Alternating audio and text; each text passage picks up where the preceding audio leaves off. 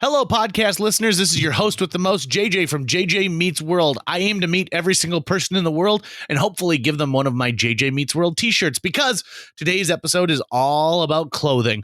What you wear, what you don't wear, what you keep down there. Sit back, relax, and enjoy this conversation, which includes space underwear. And by the way, if you'd like to help support our podcast, visit jjmeetsworld.com, where you can donate to our Patreon, pick up some killer swag at our merch shop, or click the link to Apple Podcast and give us a 5-star review. 1, 2, 3, 4. JJ Gordon, sort of like that Indiana Jones, in that he's always sniffing out his next adventure. Yes, he is. He's always interviewing guests so he can have them on his show and they can talk about pop culture, arts, and leisure.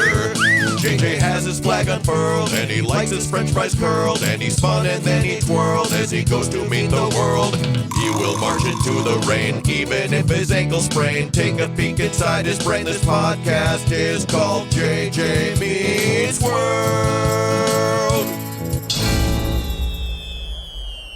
I want to talk about clothing today, Tucker. Because yours or mine? Well, both of ours. I want to talk about a collection of clothing. So, for starters, I'm going to be the person who tells you that I don't know anything about fashion, right? So, there's nothing about fashion that I know. I don't know anything about clothes other than what feels good and what is comforting to me. And I'm hardly ever complimented on clothing, unless, I will note, it is purchased for me by somebody else who does know something about fashion, and I just happen to wear it that day. And that's hilarious, because between the two of us, you're the only one who's ever actually walked a catwalk. Yeah, I have twice. And I'm going to start by saying this. Okay, so I am a larger man, both in height and girth. And personality and spirit. Right. Well, we can add that one too. Like Santa Claus, right? And gumption.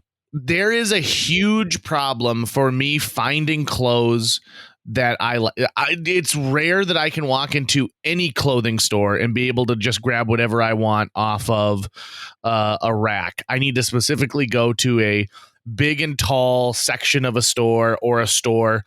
And it causes problems in the idea that, like, every now and then, like, I find something I really like, and so I will go and get 2 or 3 of that item, maybe in different colors, maybe in the same color, just because I know it fits well and I want to hold on to it. So there's not a ton of variation in my day-to-day clothing.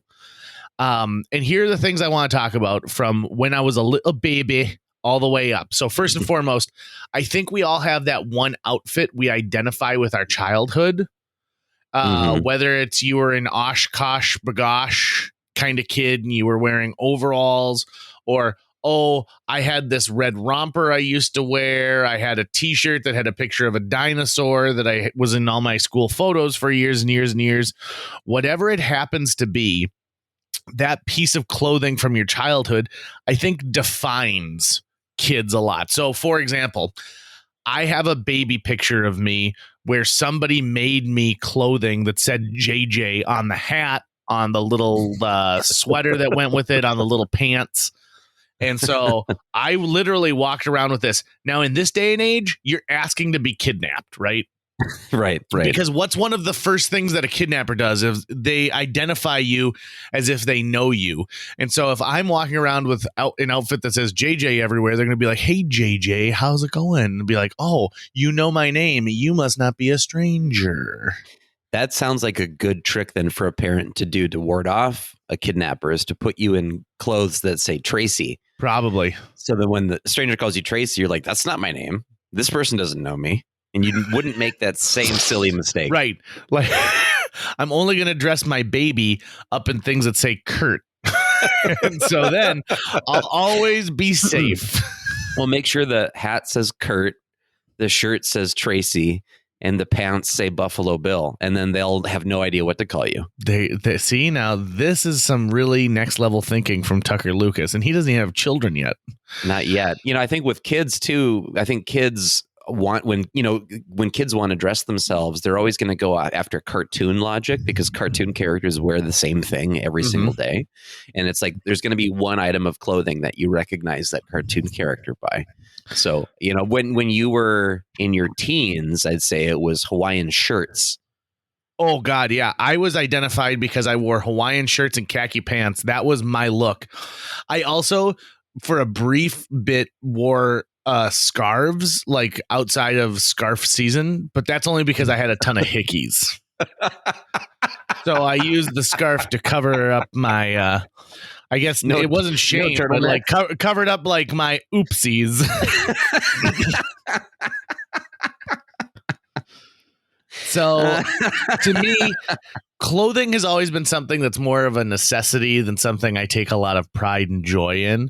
But there are some specific instances in my life that I would like to bring up that are clothing based. And I hope that if you are listening to this right now and you say to yourself, like, I love clothing. I'm not saying that there's anything wrong with loving clothing. In fact, God love you, because thank God there are people out there who do love the clothing that they wear, because that's what ends up helping me in the long run and maintaining those things. So first and foremost, I have dreams once a month at least, and they're more nightmares, where I'm wearing a shirt that keeps kind of crawling up my tummy.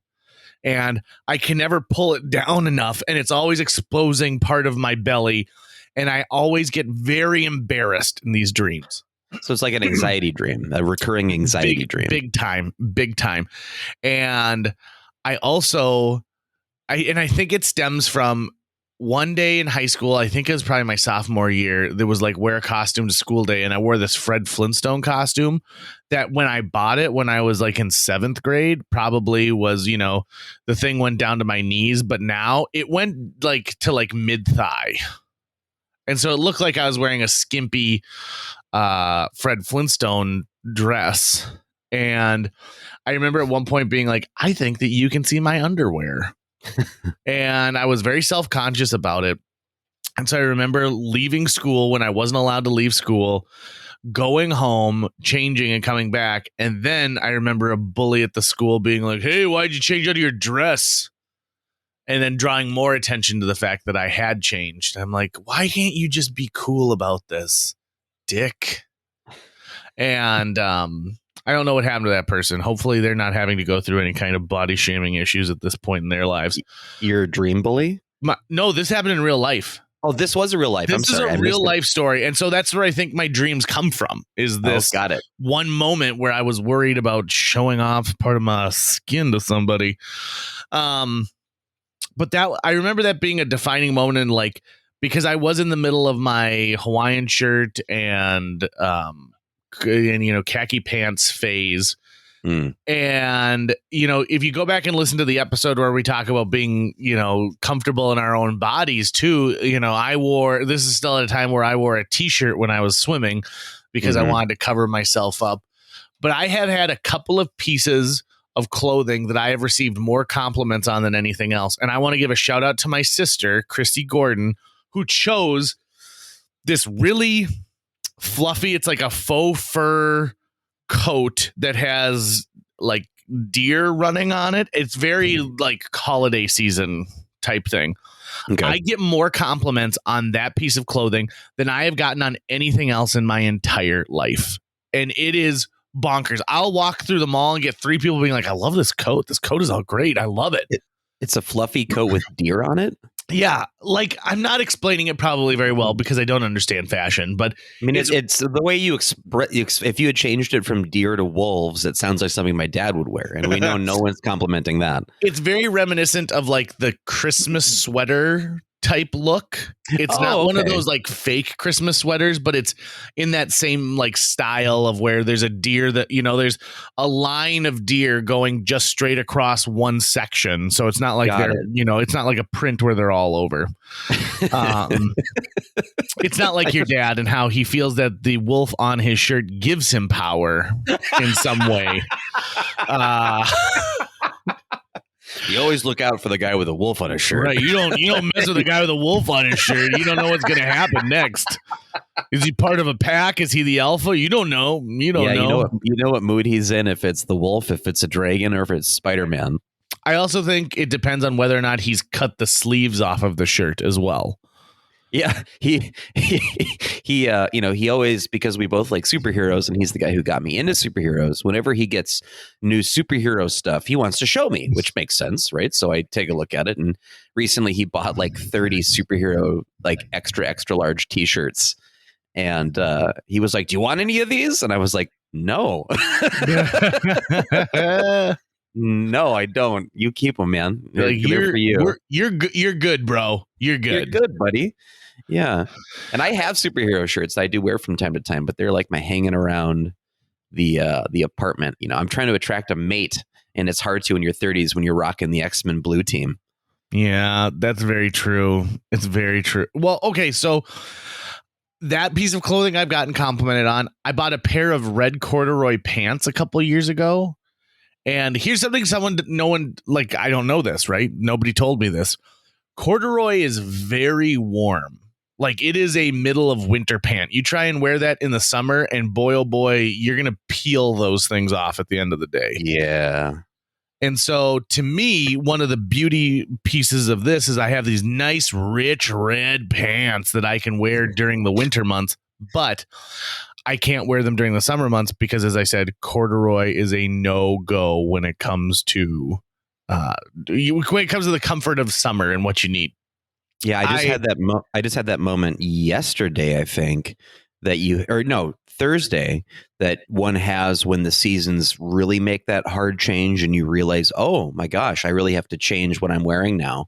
And I was outside walking to the side street with my coworkers, and I realized, oh, it's jacket weather now, because people were putting jackets on, and it was I want to say it was like 55 or 60 degrees out. And then I realized I don't think I currently own a jacket, and I actually don't remember what my last jacket looked like. I think what I did, I think I got rid of it before the pandemic lockdown at the beginning of 2020, and didn't get one for last winter because we were all just inside all the time. You know what you need to do is you need to go to Target and go to the Goodfellows section. Hell yes. And find yourself a delightful jacket that looks good on you and is budget conscious. I am currently wearing Goodfellow pants and Goodfellow hoodie. Let's just take a moment here. We are not sponsored by Goodfellow, but I would love it if they would finally write me a letter back. We are two great fellows who love the Goodfellow brand, and we've brought it up a lot on this show. We really have, and I'm just hoping that one of these days is when one of the executives is like, "What's this podcast I see on Spotify?" Right, and they hear us gushing. You and I both have, like, it's not the same body type, but you could call both of our body types like comfortable, like lumpy potatoes, right? Yes. And we're living in the golden age of clothing for men with lumpy bodies, where it used to just be that, if you were going to look presentable, that also meant you were going to be uncomfortable. That also meant that you were going to have all sorts of starchy clothing that had to be held up and cinched with like a belt, and it was going to be stiff, and like, it gets dirty for 1 second, it looks bad, you can't lounge around in it. But now everything's got elastic strings. Goodfellow makes blue jeans that are super stretchy, but you wouldn't know they were stretchy by looking at them. But when you get into them, they're like, oh yes, this flows with my body, doesn't fight against my body. You have to think that the scientists were like, listen, I know cancer is a big thing, and we'll get to that in a minute. But I think we figured out a way to have pants that have a stretchy, elastic quality, but don't look like it. And they're like, certainly not. No, there's no way we've achieved that level of technology. And they said, look, and before you know it, kings of countries are wearing these pants because they're so forgiving. Scientists have lumpy bodies too. Like, we look like someone who poured the cereal out of the cereal box and then tried to pour it back in. Yeah. Like that's kind of what we all look like in this day and age. You're not lying. That's for sure. You're certainly not lying. No, I'm not. Why would I tell a lie? And I in my mid 30s, as I've been adding to my wardrobe, many of which is Goodfellow, but I also go outside the Goodfellow brand if I can help it. I've made a rule where every paycheck, I go and I try to buy one new piece of clothing for myself so that I at least have some level of diversity in my closet so that I've got different things to wear. Because it used to be for me, especially in the throes of depression, it was like, gym shorts and a hoodie. That's my uniform. That's what I'm going to wear. I don't got to go see people. I'm not going to do anything. And then after a while, I realized that, it's nice to dress nice for other people, but once you learn how to dress nice for you, so that you like the way that you look, it really changes your mood. It changes your perspective. Like getting up in the morning, getting ready for work, getting dressed, and then right before you go out, looking in the mirror, going, "Hey, I actually like how I look today. This is not bad. I'm not upset to have people seeing me," and that's very, very nice. I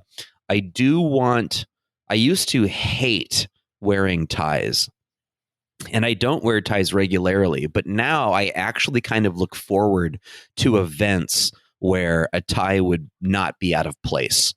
And so I want to grow my tie collection and get better at the different kinds of tie knots. Do you like ties? Oh, I do all the time. I love wearing a tie because I feel like even in a stuffy, uptight, formal occasion, I can still show a little piece of my personality. So I've got ties with the Jetsons on it, ties with the Muppets. I've got ties that, light up and will play a tune.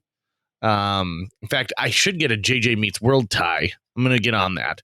And I think rather than a bunch of like JJ Meets World's logos, it's one single logo down at the bottom. So you only see it when I unbutton my suit coat and they're like, damn, look at that guy. That's the talk show tie where when you go and you sit down on the couch, you unbutton it and then it's revealed at that moment. Right. I think, fast fact, by the way, that a spouse tying your tie is the height of romance. Yeah, it's sweet. Yeah, when somebody else is like, "Oh, I know how to do this," and they don't just they don't do it like dad style where you tie it on yourself and then you pull it over your head and give it to someone. They stand behind you and look in the mirror. I don't know why. Maybe it's because I watched the movie Pretty Woman way too much as a young kid, like way too much. Why did my parents let me see a movie about prostitution? My God. Right. Well, you're also in like the smooching position right there, right? Yeah, right, like if you do like a turn smooch. And also they could kill you right then. So the fact that they don't, because they could strangle you right at that moment very easily. And so your life is in their hands. And so they don't kill you and they make you look nice. And then you give them a little smooch. Super romantic. Yeah, I love a little romance like that.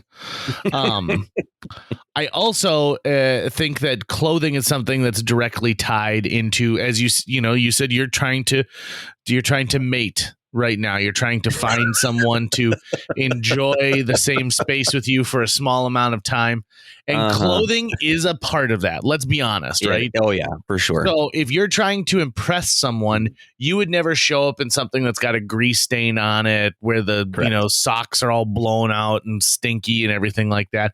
But what I find is interesting is as love progresses, that becomes less and less important.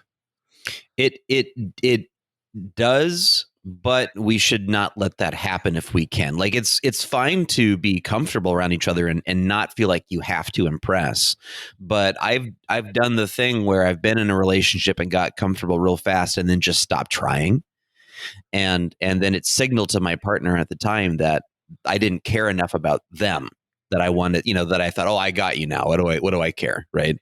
That's sort of a thing. So in general, my clothing habits have always been even less than subpar. They've just been awful. They've just been unreally thought out, unreally cared for. And I just kind of want to change that in general. I still love to just chill around in gym shorts or sweatpants and a t-shirt, something like that. Like that's definitely a part of the life going forward. But I want to try doing something better too. And when it took a long time for me to realize not just what looks good and not just what looks good on me specifically, but also what makes me feel good. If not just looking good, but actually feeling good is the thing that I think really shines through. when I'm sick, when I'm not feeling well physically, I have like a gray sweatsuit that I wear. It's the same exact color sweatshirt as it is of the sweatpants bottoms. Which, by the way, I call gym bottoms. I don't know why. I don't know where I got that from, but like when Jill's like, "Oh, you know, do you need something?" I'm like, "Yeah, would you wash my gym bottoms?" You ever heard that term before? Actually, no, I haven't. Yeah, so my gym bottoms, because I don't call the sweatshirt my gym top. I only call it my gym bottoms. But it is easily the most unattractive thing that I own when I wear an all gray sweatsuit after I'm sweaty and I'm not feeling well. And so there are only a small amount of people who've actually seen me in this outfit. And they're mainly pizza delivery people. And thank God, because of COVID, talk about a silver lining in COVID, they just leave it at the door and go now. Yeah. I don't have to interact at all. Thank God. My Lord, we've really arrived there. Do you have your go-to, like, this is my slouch outfit? It's a shirt that says like Corporate Fun Run 2002, and it's a pair of like ratty old FMB's basketball shorts or something like that. I've got a whole pile of shirts that are the shirts that I grab from when I just need to put something on while I'm at home. So I'm not making my cats blush when I walk around, if you know what I mean. Sure. But it's basically my lounging wear are a pair of gym shorts that I now just discovered 2 days ago have a hole in the butt. And I'm going to have to replace them at some point or learn how to sew. But I don't know which one of those things is going to come first. They're super comfy. I love them. I love gym shorts. They let your legs breathe. But then I'm always wearing some kind of a hoodie, and I have a couple of hoodies now that my cat Peter has chewed up the drawstrings on, and so those are pretty much the ones that I don't typically wear out of the hoose. I wear them in the hoose. And so it's going to be one of those. Just yesterday was the day that I turned off my air conditioning unit, which I usually have running constantly, nonstop through the summer months. But we've just reached that point in the temperature change where it's no longer necessary. And I actually dig that because I love the feeling of being cold and then warming up with a hoodie, getting warm with a piece of clothing or a blanket or something like that. So, I do those. I've got the socks that I wear around the house and then the socks that I typically wear when I leave the house. And it's just sort of two piles. May I tell you an interesting story about dirty clothes? No. Okay. Then I'll tell you this story instead. So, what do astronauts do with their dirty clothes? I mean, I assume that I don't know the answer to that. It sounds like a setup to a joke. Is this a setup to a joke? No, or are this you is asking legit. a question? This is in preparation for this conversation. I started thinking about how important clothes are, and I thought to myself, okay, so what do they do when they're on like the International Space Station? Because there's no washing machine up there. There's no way that they're bringing the amount of water you need to take care of this. Also, there's like zero privacy on those things. So like if I have to strip down naked, is there, is everyone like turn around, no peeking? I've never been on the International Space Station, so I don't know this from firsthand experience, but I've watched videos that like the astronauts and the cosmonauts have released showing like how they'll actually wash their hair. And they do have water on board. I mean, they need potable drinking water so that they can survive. I would not be surprised if they do have some kind of a laundry up there. I bet they have something where you can wash your clothes, because that probably makes more sense than just wearing new clothing all the time, because then that's a shit ton of clothing you got to keep up there.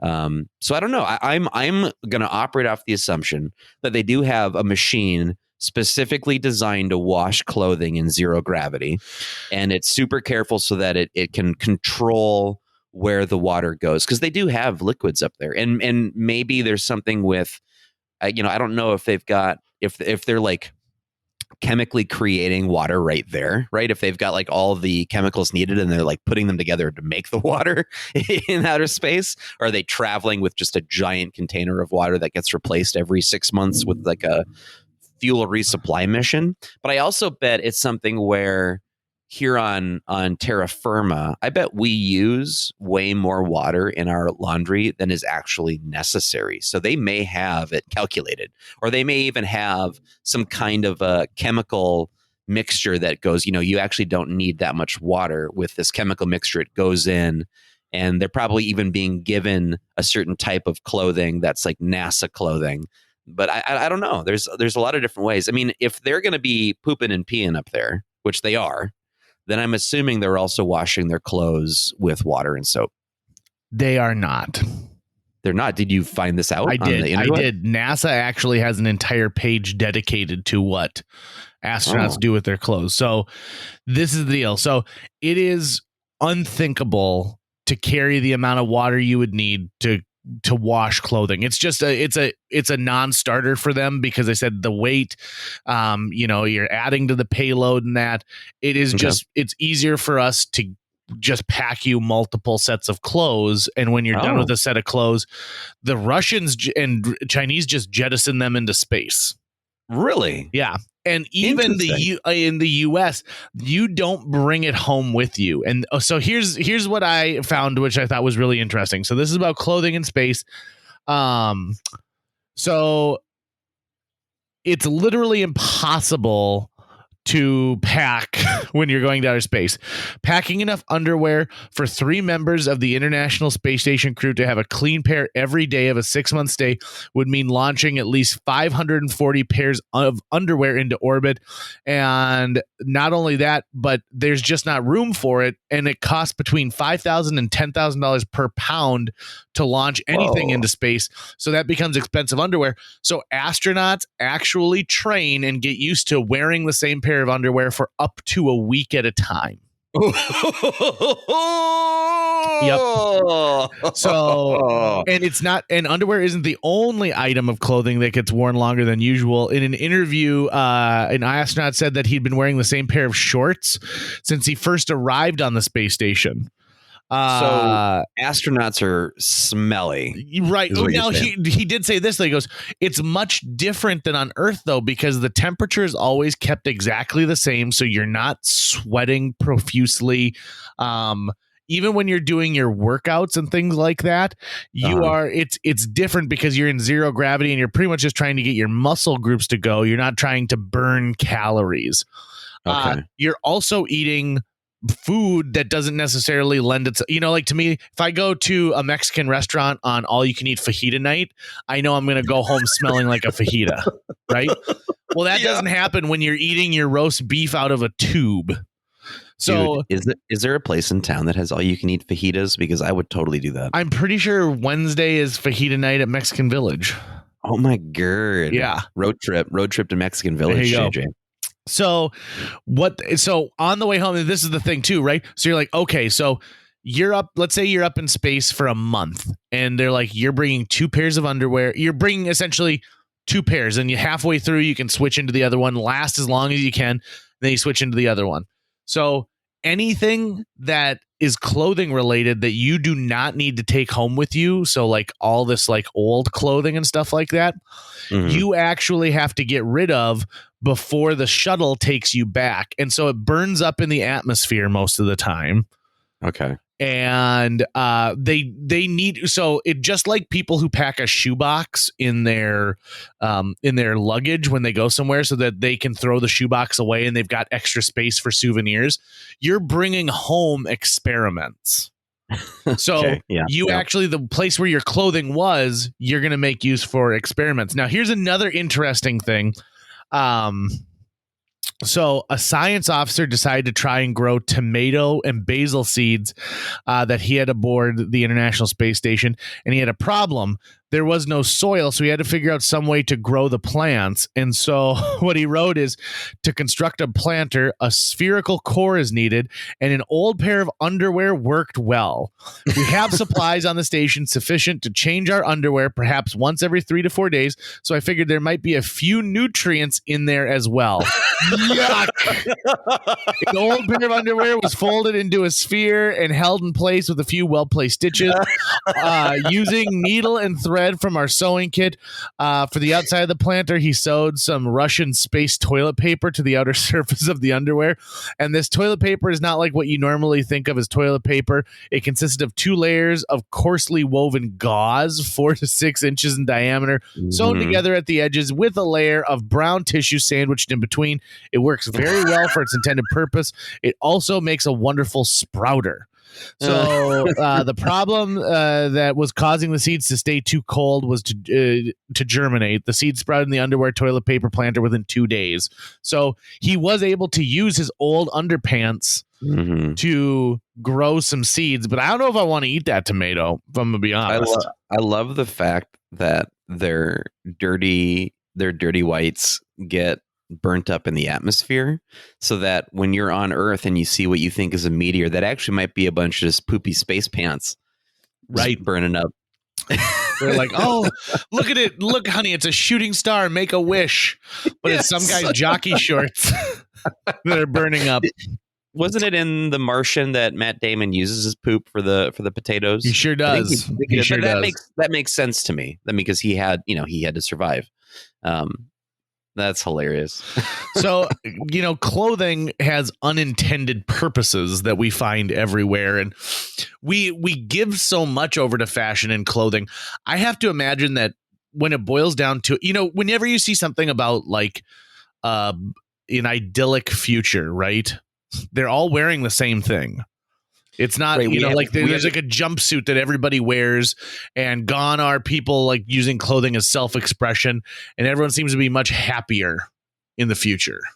Right. Everyone, we always have this notion that it's, at some point in the future, we're all going to adopt some sort of like weird, silvery, edged alien aesthetic.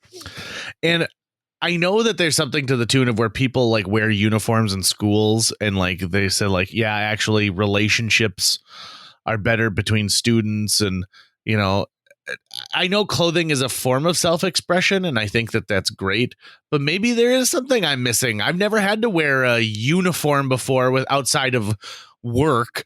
I had a job at a video store where I had to wear this either green or maroon polo that had the company logo on it.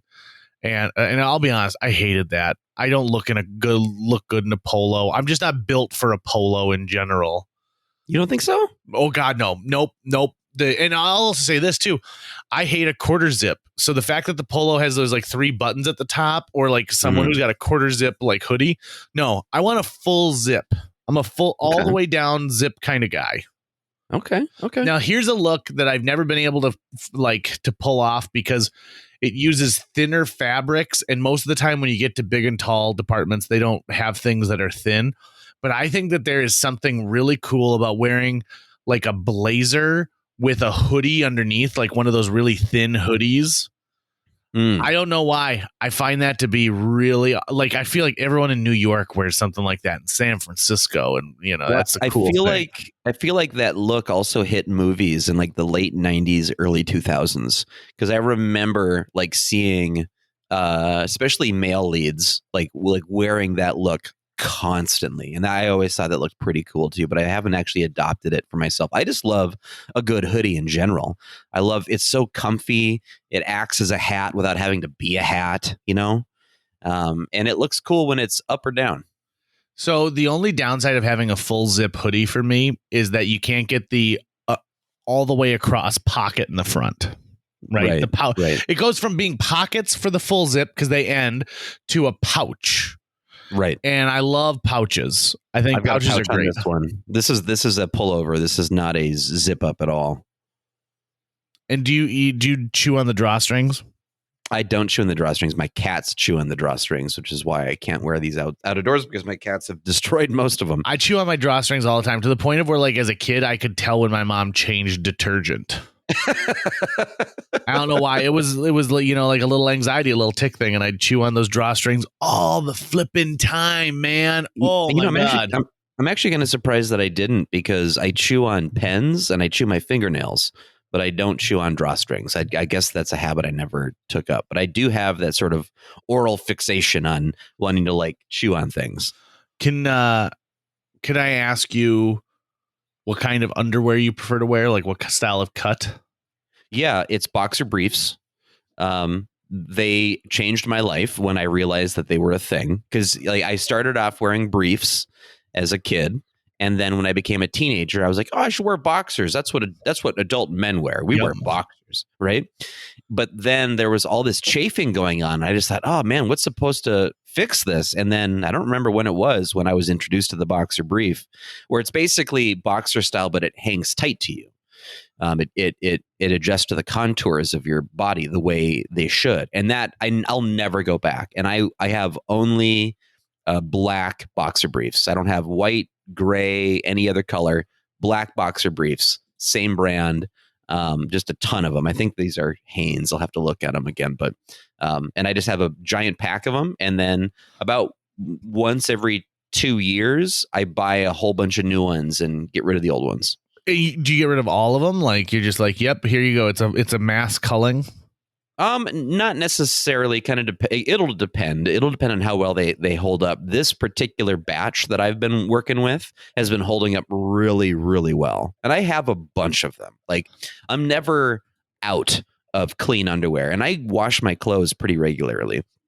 But so I never even get close to being out of clean underwear, but I have that weird mentality of you never know. Whenever I would travel for work, I would, however many days I was going to be on the road, I'd almost bring twice that amount of underwear. I basically did the exact opposite thing that astronauts did. What have you ever had a lucky pair of underwear, like, or a lucky shirt, or anything that you've ever considered to have some kind of celestial significance clothing wise? No, I've had favorite ones, but never lucky ones. I legitimately believe that I had a pair of lucky underpants that I had to get rid of because I wore away a hole in the crotch.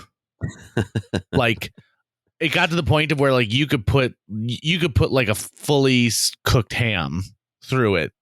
Jesus. And I thought, you know what? These no longer are underpants. Yeah, they've become like something else. Yeah. And so as they metamorphosized into their next state of being, I got rid of them. But I was in a horrific car accident years ago, and the only injury I sustained thanks to curtain airbags and me wearing my seatbelt was I have a little scar on my left elbow from where I crawled out because the car flipped upside down, and I crawled out and cut it on a little bit of glass. But I wore an orange shirt that day that has like some road rash on the shoulders and one of the arms. And I remember, a couple months later, I wore that shirt, and I narrowly missed being hit by a drunk driver who was speeding through a parking lot. And I realized I was wearing the same shirt that, from the day I didn't die in a car crash. And I thought to myself, this is my lucky shirt. So I have one lucky shirt, but I don't wear it very often. Not very often at all. Mm. So to me, I feel like that shirt's got some significance when it comes to it. Is it lucky, or is it attracting the universe to try to kill you? Oh, I didn't think about that. I don't know. I know it's lucky. I think it's lucky. Okay. I'll wear it tomorrow and report back in the next podcast about whether or not anything happened to me. You put the orange shirt on, the universe is like, oh, he's feeling pretty confident today, huh? And here's the problem with an orange shirt. It really only can be worn during the fall, right? Mm-hmm, if I wear an orange shirt in the spring, they're like, hey, pumpkin, what's going on? Now, that's something I don't have. With bullies all the time. I don't have any clothing that's red, orange, yellow, pink. I don't have any like hot, warm colors. I like earth tones, greens, blues, grays, blacks, browns. Those are the things that I'm typically. That's all that's in my wardrobe. Those are the colors that I feel comfortable in for some reason. I feel like they're part of me, so I wear those. But yeah, I don't have, like, my dad is the exact opposite. It's very bright colors, very loud clashes of things, so it stands out. And I've always like picked clothing that I felt kind of helped me not camouflage, but sort of meld more into the scenery. Have you ever gotten anything from Me Undies? No, I had a buddy a couple years ago try to convince me to do it. And there was a big marketing campaign going on at the time. And everyone was saying, these are the most amazing underwear you'll ever wear. You'll never change your brand after this. And I wanted to try them. I wanted to see for myself how they felt, but I never did try them. Did you try them? I've never tried them, okay, at all. And here's what I think is interesting about MeUndies. If you've listened to a podcast in the last 5 years, it probably was brought to you at one point by MeUndies. Those guys said, like, listen, we're going to advertise solely on the podcast platform. And at this point, I've never tried them. I think I might, because they've got interesting patterns. I like my underpants to be something that expresses who I am. So should we ever end up in a circumstance where you're going to see me in only my underpants? And I'm not talking about in, like a intimate way. I'm talking about like if my pants get pulled down by someone who's trying to rob an ice cream shop and I happen to be in the way. Or if we're in a fire and I've got to take my pants off because they've become laden with flame. Any situation that could cause me to have to remove my pants or have my pants forcibly removed in your presence, I want you to look and be like, oh, that JJ, look at those. So like, for example, I'm on MeUndies right now and I'm trying to decide, should I get this one with the dinosaur skeletons on it or the one that has lobsters on it?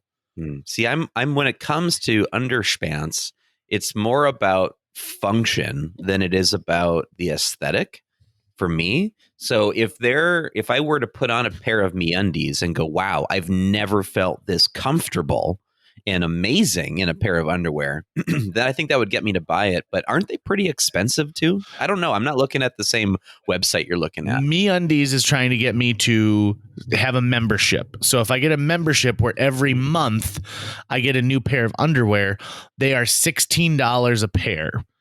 Ugh. Versus if I buy them brand new, they are $24 a pair.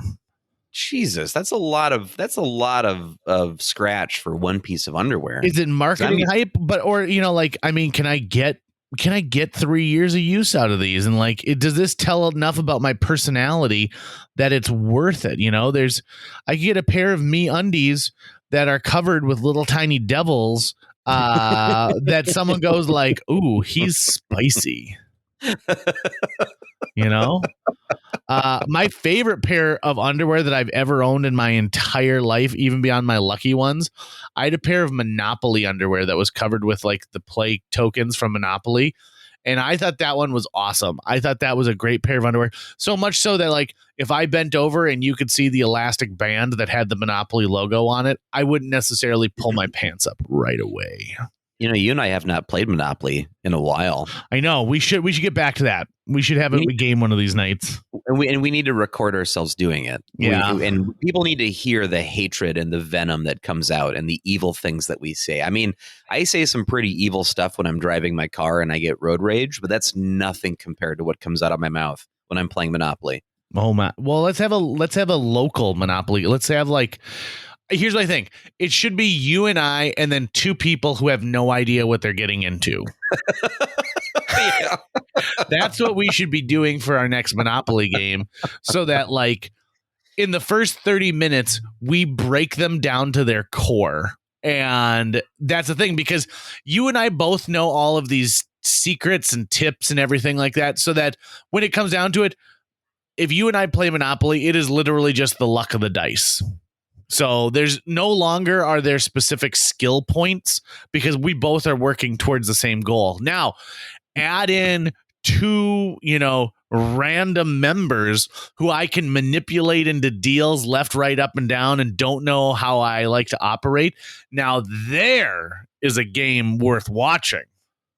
I mean, ultimately, there's the game within the game, which is the real game, which is once everything's bought and then you're trying to barter back and forth. You're trying to trade.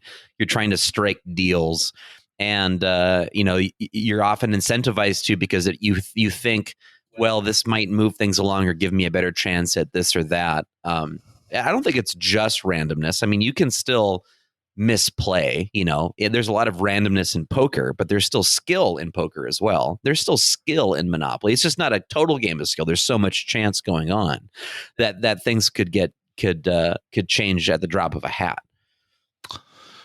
I think we need to make this happen. I also, by the way, have like 20 versions of Monopoly in my house that I want to start playing because, when Monopoly started doing like, Nintendo Monopoly and, Dungeons and Dragons. So I didn't realize this, but a couple of years ago, they started making a real effort to change some of the rules of Monopoly to really fit what's going on like with it. So like, if, for example, I think in the Dungeons and Dragons, depending on which token you choose to play, which class, you're allowed to do things. So, for example, like if you are the thief or something like that, like once per game, you can choose to steal someone's like chance card or something like that. And, okay. If you're a rogue, you can roll doubles as many times as you want without going to jail for penalty. And so, yeah, which to me, that's cool. Isn't that just a really smart idea? Because I understand people want to buy an edition of Monopoly if it's something that they love. Like if they are a huge fan of NASCAR, getting them the NASCAR Monopoly should be fun. But when they change it where you're playing a different game each time, that to me is genius. And if we can do that and conduct an interview with a guest at the same time, I think we could. In fact, I don't think that this is even remotely difficult. I think we could, because it's a mixture of, an exchange of verbal wit, people listening to this. I also think we need to tape it too. That would be one big thing. Yeah. So, I will also do this. So at one point, because I love my wife so much, we were watching a show and she's like, I love that outfit. I found a website that every time there's a major television show or movie, they will go and find what outfit a character is wearing and make it available and say, like, you can buy this, like this is a Louis Vuitton thing and you can buy it here. There's also a knockoff here, or they got this on Amazon. And so if you saw something that you really liked that someone was wearing in a favorite movie or television show, you can actually get it somewhere else. And to me, that's genius, because if you see something that's really well put together, like when I don't think I'd be bold enough to be wrong about this, but have you ever mannequin shopped, Tucker, where you walk in and you see like an outfit that's put together on a mannequin and be like, that's what I want. I need to find those pants, that top, and I'm good to go. Actually, no, I haven't, but I'm still very new to the getting better at the clothing game. You should try it. Yeah. I have yet to see a mannequin in my proportions. Let's put it that way. Oh, I'll take you to some places where there are. Okay, this is another thing that bothers me too, and I talked about this in the body image one too, but why can't there be an international law for sizes? This t-shirt company says that a medium is actually this big, and this like company says, like we're about to do it with cell phone charging ports. Why can't we do it when it comes to shirts and pants? That's a good point. That's a good point. And there should also be like the size range of what it's going to be when you buy it versus what it's going to be once you've washed it. Yeah, they're very true. So I also want to throw this one out there too. When I would go shopping with my mom as a kid, and this is going to sound like a real brat type thing, but bear with me and don't think I'm a monster. My mom loved taking me shopping because she knew that like, being well put together when it comes to clothing is something that's important. And, for how people perceive you and how, like Child Protective Services thinks you're doing at home. It's a cover for my alcoholism. Yeah, my mom would trick me because she'd be like, here, take this pair of pants and go try it on. So I'd go into the changing room and I'd be trying on a pair of pants. And what she would do is hurriedly go and grab like 9 other things that she had seen that she didn't even want me to like look at, because I'd be like, no, I don't want that. I don't want this. And so she would end up doing this giant pile of clothing that would like stream over the top of this changing room door, and I'd be mortified because my mom would be shouting instructions to me, and I'm like, Mom, there's other people in this changing room, and there's other, like that cool guy over there is gonna hear you telling me that, like, tug on your tummy, like, how is it on your tummy? And I still have a little bit of anxiety when I see a changing room. Do they allow changing rooms right now? Do places still do that with COVID? In fact, so there's an interesting fact about changing rooms, which is they are not used nearly as much as they used to be because we have this weird culture where we're like, oh, if I don't like it, I'll just bring it back. Right. If I don't like this, I'll just bring it back and I'll return it later. We've made returns easier than ever before, but it means that people don't take the time and care. So when you wonder why they never have your size, it's because some jerk bought 3 pairs of pants on a credit card and intends on bringing 2 of them back. But by the time he brings the 2 of them back, you're already done shopping and you can't get it. Okay. Yeah, right. Isn't that? I was just reading a piece about that. Like, we blame the supply chain for a lot of things, but between hoarding and people overbuying with intent to return, it really messes everything up because you can never really manage inventory, and it hurts stores too. Because if you, let's say you wait, let's say you've got 60 days to return a pair of pants. Well, if you buy something on June 1st that has a 60-day return policy, well, now all of a sudden you're into fall clothes, and they're probably not going to sell that summer pair of shorts for full price, let alone like if at all, or if it's going to end up going into some kind of like we're going to send this back to the headquarters. I find that to just be interesting that clothing is one of those things that we buy so much. I mean, we have so many, we've got entire sections of homes that are dedicated to clothing with closets. Think if you took all the closet space out that takes clothes up, clothes are not just for room in your house. It's furniture. You have specific furniture to house your clothes. The industry of people making hangers. Have you ever looked at how many hangers are available? Every type of variation you could ever want. Sometimes people want straight. Sometimes people want it with the little divots in there. Sometimes people want wire. Sometimes people want wood. Sometimes people want velvet covered. Sometimes people want with a pant hanger on the bottom. It goes on and on and on. We do so much and spend so much to maintain clothing that I just want to get to that future where am I going to wear my silver suit today or my silver suit today? I don't know, but I'm going to kiss my robot wife and wish her a happy morning. I wonder what the stats are then on the environmental impact of the textile industry and the fashion industry and the clothing industry. And yeah, I mean, because there is so much waste. And I mean, you walk into any thrift store, 95% of the thrift store is clothing.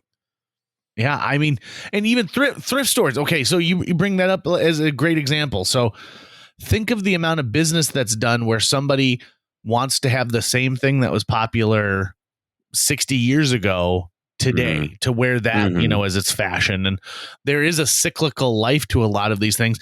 And then there's all the clothing that we just throw. I mean, we're a throwaway culture to begin with, but clothing can be even worse.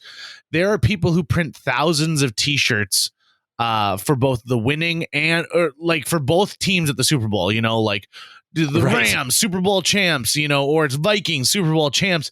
And so they have those shirts ready to sell right outside of the fucking stadium. And then the other ones are worthless. And so the other ones get shipped off to another country. And so there's someone walking around right now that says 2003 Super Bowl champs, Minnesota Vikings. And it's like, nope, that didn't happen. And the same thing with political shirts, like Clinton Gore 92. There's a whole there are warehouses full of those shirts somewhere. Think about that, but also in terms of books. Like, I mean, I know they're not necessarily printing books that will then not I guess this didn't happen, so we can't show this book anymore. But the amount of books, just the amount of wood pulp that gets used. Yep. Even in this day and age where we have e-readers, but physical books never went away, and I don't want them to go away. I've been reading like crazy the last 2 months, and it's been great for me. But just the amount of books that are out there and how many copies of a run that get printed, how many of them don't get sold, then they get marked down to $1 at the Barnes & Noble discount shop, and then they end up on the thrift store shop shelf, and then they end up in a landfill at some point.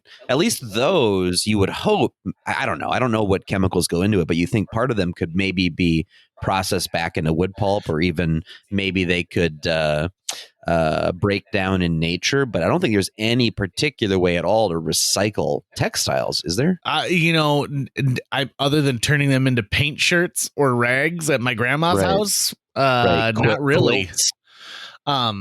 You bring up an interesting fact too, which is I just watched a little YouTube documentary on books that get repulped, and how it's this horrible, just sad process where essentially it's just like a vat of like boiling water, and they soak books in them until they become just mush again, and then they're able to repulp them into paper. And people who spent 30 years of their lives writing a novel, and then one day they find out from their publisher, yep, we printed 10,000 copies, only 200 got sold, the rest are being pulped. Right. Okay.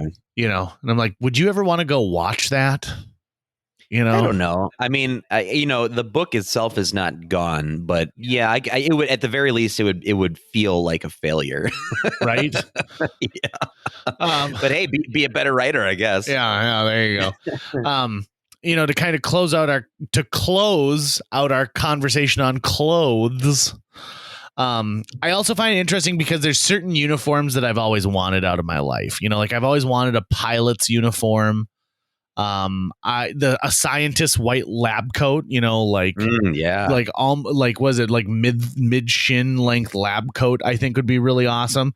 I don't know why science is happening, but if I ever met a woman who is wearing the April O'Neil yellow jumpsuit, I would immediately be like, "Are you available?" What's going on here?